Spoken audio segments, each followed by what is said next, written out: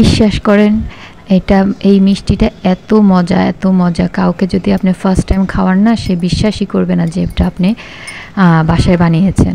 আমার হাজব্যান্ডকে যখন খাওয়াইছি সে তো বিশ্বাসই করছে না যে এটা আমি বাসায় বানিয়েছি, তাও 2-3 পিস পাউরুটি দিয়ে। চিন্তা করেন এটা এত মজা। তো চলেন এটার পুরো প্রসেসটা আপনাদের সাথে শেয়ার করি। এখানে আমি 3 পিস পাউরুটি নিয়েছি আর পাউরুটিগুলো বেশ ছোট করে কেটে নিব। আর অবশ্যই পাউরুটি সাইডগুলো ফেলে দিতে হবে, ওগুলো নেওয়া যাবে না। সবগুলো পাউরুটি আমি খুব ছোট করে কেটে নিব। এরপর আমি এখানে 2 টেবিল চামচের মতো নর্মাল যে দুধ, লিকুইড দুধটা সেটা দিয়ে দিব। আর দুধটা দেওয়ার সময় খেয়াল রাখবেন যে একসাথে দিয়ে দিবেন না, অল্প অল্প করে মিক্স করবেন। বেশি একসাথে মিক্স করলে অনেক সময় হয়তো এটা ডোটা একদম নরম হয়ে যাবে।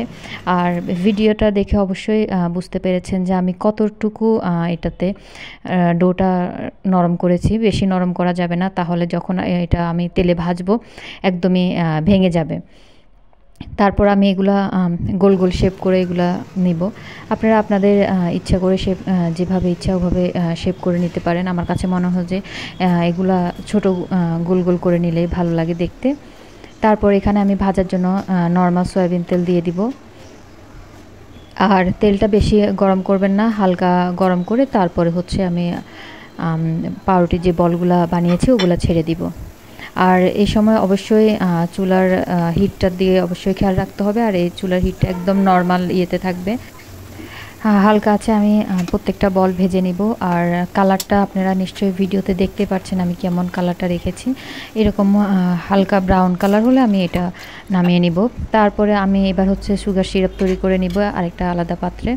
এখানে আমি 1 মগের মতো পানি, তারপরে হচ্ছে 1/4 কাপের মতো চিনি, তারপর 2টা এলাচ দিয়ে আমি এখানে একটা সুগার সিরাপ তৈরি করে নিয়েছি। তারপরে হচ্ছে এর মধ্যে আমি পাউরুটির যে বলগুলো বানিয়েছি ওগুলা দিয়ে হালকা আছে প্রায় 2-3 মিনিটের মতো আমি এগুলো জাল দিয়েছি। এর বেশি জাল দিব না, তাহলে ভেঙে যাবে। তারপর আমি এটা রেখে দিয়েছিলাম প্রায় 15 থেকে 20 মিনিটের মতো। তারপর এই তো আমার পাউরুটির যে মিষ্টিগুলা ওগুলা রেডি হয়ে গেল। এটা খেতে এত মজা, মানে বিশ্বাস করবেন না। আপনারা একবার বাসায় অবশ্যই ট্রাই করবেন আর অবশ্যই আমাকে জানাবেন যে কেমন লেগেছে। এটা সত্যি অসাধারণ খেতে। আর ছোট থেকে বড় সবাই খুবই পছন্দ করে। আর পাউরুটি দিয়ে যে বানানো হয়েছে এই মিষ্টিটা, কেউ প্রথমবার খেলে বুঝতেই পারবে না যতক্ষণ না আপনি রেসিপিটা শেয়ার করবেন। তো রেসিপিটা কেমন লাগলো অবশ্যই কমেন্ট করে জানাবেন। সবাই ভালো থাকবেন, সুস্থ থাকবেন। আজ এখানে বিদায় নিচ্ছি। আল্লাহ হাফেজ।